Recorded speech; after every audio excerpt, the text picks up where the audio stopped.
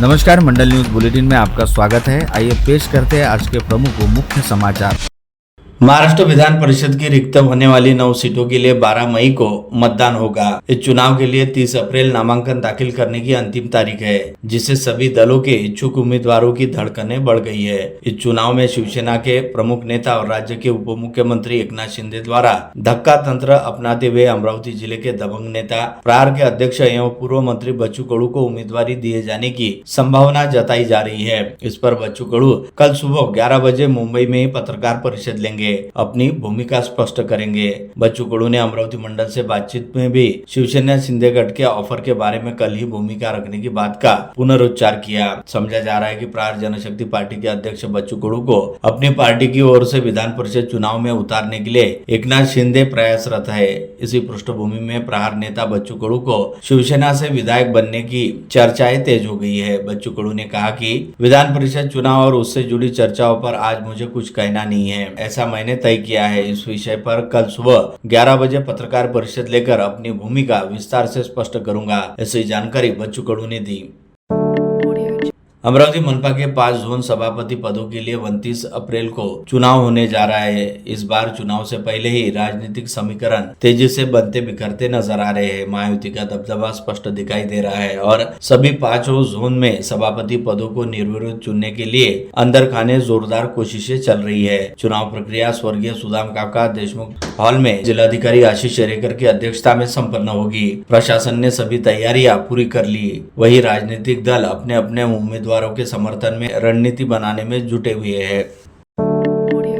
जिला वकील संघ के परसों 30 अप्रैल को होने जा रहे नए कार्यकारिणी चुनाव के लिए संभाग में बरसाती आसमान में आग के मद्देनजर कोर्ट भवन के बेसमेंट पार्किंग के स्थान पर मतदान की व्यवस्था की गई। उसी प्रकार मतदान को प्रोत्साहन देने के लिए कल ही वकील मित्रों की गर्मी से बचाव के उपाय करते हुए कूलर और छाछ सहित अन्य प्रबंध किए गए हैं। लगभग 1500 से अधिक वोटर संख्या देखते हुए 15 बूथ बनाए जाने की जानकारी चुनाव अधिकारी एडवोकेट रामपाल कलंत्री ने दी। उल्लेखनीय है कि सहायक चुनाव अधिकारी एडवोकेट शोएब खान के साथ ही मतदान और मतगणना प्रक्रिया हेतु 25 युवा वकीलों की नियुक्ति की गई है। इस बीच बताया गया कि अध्यक्ष पद के लिए त्रिकोणीय टक्कर प्रशांत देशमुख, अनिल विश्वकर्मा और धनराज साधवानी इन 3 एडवोकेट्स में होने जा रही है। उसी प्रकार सचिव पद के लिए एडवोकेट आशीष धर्माले और एडवोकेट सचिन पंडितकर के बीच मुकाबला तगड़ा होने का अनुमान जताया जा रहा है। यवतमाल जिला केंद्रीय सहकारी बैंक के बोर्ड ऑफ डायरेक्टर जिन्हें पहले कार्यकाल बढ़ाया गया था, आखिरकार उनका बर्खास्त कर दिया। अब बैंक का प्रशासन जिला उपनिबंधक को सौंप दिया गया है। बैंक के संचालक मंडल का बढ़ा हुआ कार्यकाल 15 अप्रैल के आदेश के साथ समाप्त हो गया था, जिसकी राजपत्र अधिसूचना भी जारी की थी। इसके बाद बैंक के दैनंदिन कामकाज को संभालने के लिए प्रशासक नियुक्त करना आवश्यक हो गया था। सोमवार 27 अप्रैल को अमरावती संभाग के संयुक्त निबंधक द्वारा आदेश जारी कर जिला उप निबंधक नाना साहेब चौहान को अधिकृत अधिकारी नियुक्त किया गया। जिले के 1500 कृषि केंद्रों पर लगातार दूसरे दिन ताले रहे। सरकारी व्यवहारिक नियमों का कड़ा विरोध के राज्यव्यापी हड़ताल सोमवार से शुरू हुई है, जिससे अमरावती में करीब 1 करोड़ का रोज का कारोबार ठप हो गया। इस बीच सरकार ने कृषि केंद्रों संचालकों की राज्य स्तरीय संस्था माफदा के साथ मुंबई में चर्चा शुरू की है। हड़ताल खत्म करने का आह्वान सरकार की ओर से किया गया, किंतु कुछ मुद्दों पर लिखित आश्वासन के बाद ही हड़ताल खत्म किए जाने का दावा पदाधिकारी कर रहे हैं। अमरावती एसोसिएशन के अध्यक्ष मिलिंद इंगोले ने मुंबई में वार्ता जारी रहने की पुष्टि करते हुए बताया कि सरकार आश्वासन भी दे तो हड़ताल के बारे में विचार किया जा सकता है। खाद के बिक्री और वितरण संबंधी नियमों ने कृषि केंद्र संचालकों को हैरान परेशान कर रखा है। बार बार सरकार को निवेदन करने पर भी कोई कार्यवाही नहीं होने से हड़ताल का कदम उठाना पड़ा। सामाजिक क्षेत्र में उल्लेखनीय कार्य करने वाले जिले के युवाओं, युवतियों और संस्थाओं को सम्मानित करने के लिए राज्य शासन द्वारा 2024-2025 एवं 2025-26 के जिला युवा पुरस्कार घोषित कर दिए गए। ये पुरस्कार 1 मई को महाराष्ट्र दिवस के अवसर पर पुलिस मुख्यालय अमरावती में आयोजित समारोह में प्रदान किए जाएंगे। इस अवसर पर राज्य के स्कूल शिक्षा मंत्री दादाजी भुसे के हस्ते पुरस्कार वितरण होगा। साथ ही वरिष्ठ अधिकारी और जनप्रतिनिधि भी उपस्थित रहेंगे।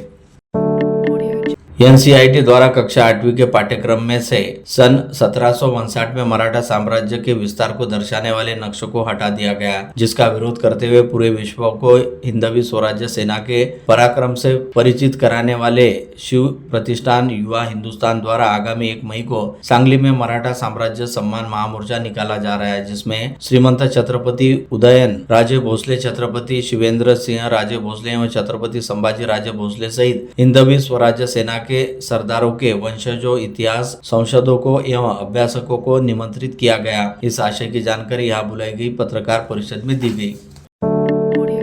नारी शक्ति वंदन अधिनियम 2023 के तहत महिलाओं को 33% आरक्षण भी तत्काल प्रभाव से लागू करने की मांग को लेकर अमरावती शहर महिला कांग्रेस कमेटी ने महानगर पालिका आयुक्त को ज्ञापन सौंपा। महिला कांग्रेस ने महिलाओं के राजनीतिक सशक्तिकरण और न्याय के लिए यह मांग उठाते हुए केंद्र सरकार पर तत्काल दबाव बनाने की मांग की। कांग्रेस की महिला शहराध्यक्ष जयश्री वानखड़े के नेतृत्व तले सौंपे गए ज्ञापन में आरोप लगाया गया कि महिलाओं को आरक्षण देने के नाम पर केवल आश्वासन दिए जा रहे हैं, जबकि वास्तविक अमल से बचा जा रहा है।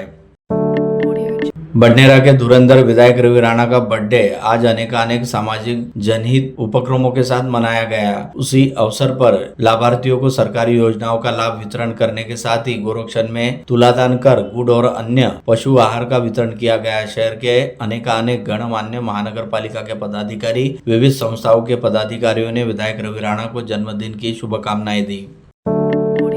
बडनेरा विधानसभा क्षेत्र के विधायक रवि राणा के अभिष्ट चिंतन समारोह निमित्त रविंद्र भटगुजर, मयूर भटगुजर, लाभेश भटगुजर और श्री विठ्ठल परिवार ट्रस्ट आलंदी द्वारा अमरावती के 111 फुट ऊंची हनुमान गढ़ी की बजरंग बली मूर्ति के धरती पर आधारित बनाई गई 111 इंच की बजरंग बली की प्रतिमा विधायक रवि राणा को भेंट दी। इस विशेष कार्यक्रम के समय युवा स्वाभिमान पार्टी के मार्गदर्शक सुनील राणा की प्रेरणा से इस प्रतिमा को तैयार किया गया था। बडनेरा के 4 बार विधायक और युवा स्वाभिमान पक्ष के सर्वेसर्वा रवि राणा के जन्मदिन उपलक्ष्य आज यहाँ समर्थक कार्यकर्ताओं ने जोरदार उत्सव मनाया। देव पॉइंट पर महाआरती कर सैकड़ों नागरिकों को शरबत का वितरण किया गया। आदिवासियों ने तपती धूप में शरबत वितरण का लाभ लिया। स्थानीय इरविन चौक में सोमवार 27 अप्रैल की शाम 4:45 बजे हनुमान व्यायाम प्रसारक मंडल ने प्रधान सचिव पद्मश्री प्रभाकर राव वैद्य के हाथों सर्वप्रथम गौ माता का विधि विधान से पूजन किया गया। पश्चात उनकी आरती गई, जिसके साथ ही इस रैली की शुरुआत हुई। इस रैली में सर्वप्रथम गौ माता चल रही थी। इरविन चौक से अग्रवाल पेट्रोल पंप के सामने होते हुए गौ माता के सम्मान में निकली रैली मार्गक्रमण करते हुए सरकारी ITI से होते हुए नई तहसील कार्यालय की इमारत के पास संत ज्ञानेश्वर सांस्कृतिक भवन के सामने समाप्त हुई। रैली के दरमियान उपस्थित सभी गौ सेवकों ने संतों की उपस्थिति में विभागीय अधिकारी अनिल भटकर को ज्ञापन सौंपा। इस रैली के दरमियान गौ माता का सम्मान करते हुए इस्कॉन की ओर से तैयार किए गए कई गीत व कृष्ण भक्ति पर आधारित संगीत का भी सभी ने आनंद लिया।